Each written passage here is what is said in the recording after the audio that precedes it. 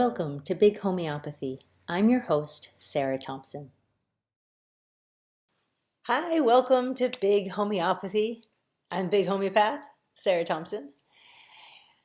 So, Gillian Welch and David Rawlings have been nominated for an Oscar for a song they wrote for a new Coen Brothers movie called The Ballad of Buster Scruggs, which you can watch on Netflix, and you should go do that. The song is called When a Cowboy Trades His Spurs for Wings. It's an awesome song. It's so awesome that I think you need to go listen to it, and I'm going to link you to how to go listen to it, and then you should even watch the Oscars to see them perform it. Anyway, it reminded me of a couple of things, this nomination, and I wanted to read to you something that I wrote years ago when I had a blog that I used to write on, and I wrote this article called How Not to Be Cool. You know what's cool? Never letting your passion for something make you vulnerable. I am not cool. In high school, the dominant code was to be cool. When I look back on my time there, though, I realize that the most interesting things that I remember were the moments when we weren't cool, the times when we were wrapped up in things that could hurt us, extending ourselves over the precipice. That's where the color is. If I have a regret in my life, it is that I spent too much time trying to get back to cool, which is a place I never could find anyway. And that piece that I wrote was about this time that I hung out in the back alley behind a Gillian Welch concert because, of course, I know what car she drives, so I knew where she'd be coming out, and waited for her to come out after the show so that I could get an autograph and a picture with the band and all this stuff. And, you know, the really cool part of the story is that as a result of that lack of coolness on my part, a couple of years later when I was very sick, she actually called me at home and I got to have a conversation with her, which was really neat.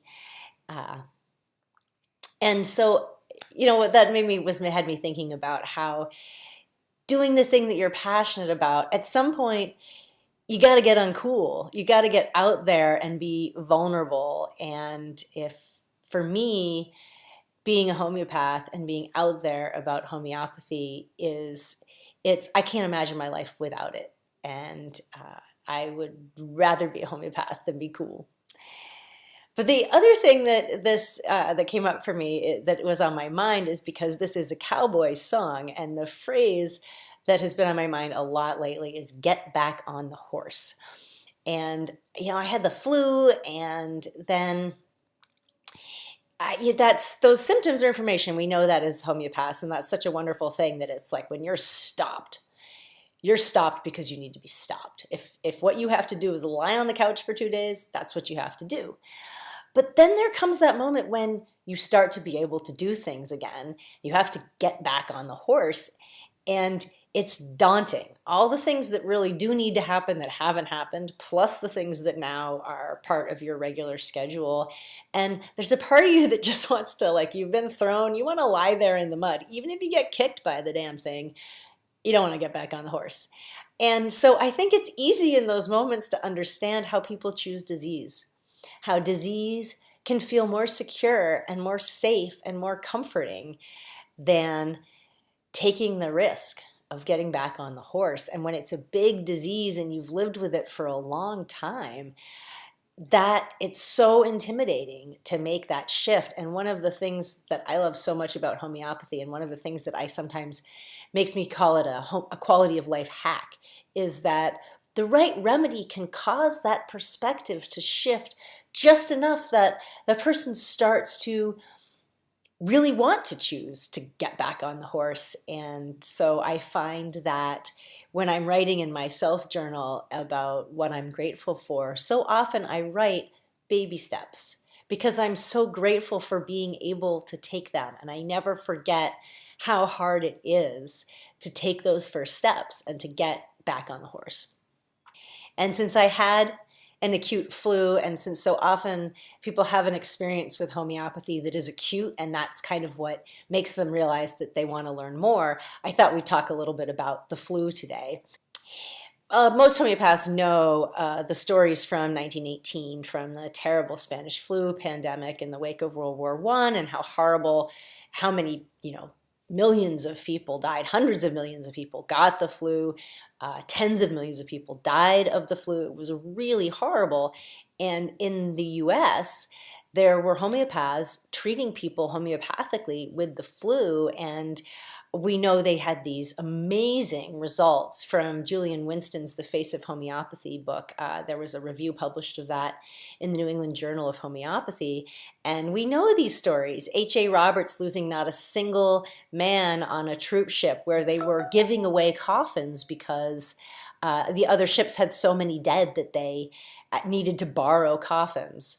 Or 1% mortality for patients in Philadelphia versus 30% for their conventional patients in those same hospitals, 2% versus 60% in Providence, 0 out of 1,000 cases in Dayton, Ohio. It's just a sample. So these were amazing, amazing results back in 1918, and we know those stories, but there is some contemporary research too that is really exciting. In 2013, there was a study published in New England in the Indian Journal of Research in Homeopathy, entitled Effective Individualized Homeopathic Treatment in Influenza and Like Illness, a multi-center, single-blind, randomized, placebo-controlled study. And what I really like about this study is that it's individualized. It has people being treated by individual homeopaths the way that I like to work, where you're really sitting down with someone and evaluating their individual symptoms and then comparing that with a true placebo control. There was one weakness in the study, which is that if fevers went over 102, patients were given paracetamol. And so since paracetamol will reduce the action of glutathione in the liver, and that is very important for fighting infection, you might see some skewing of the results because of that. But still, the results are very strong. And so instead of just talking through them, I've put this graphic on the screen because my children told me that kittens would help. So here are some kittens and some data to follow along with. And but just to throw those numbers out at you so you have them, there were 447 participants evaluated. They were broken into roughly 3 equal groups, 2 homeopathy cohorts.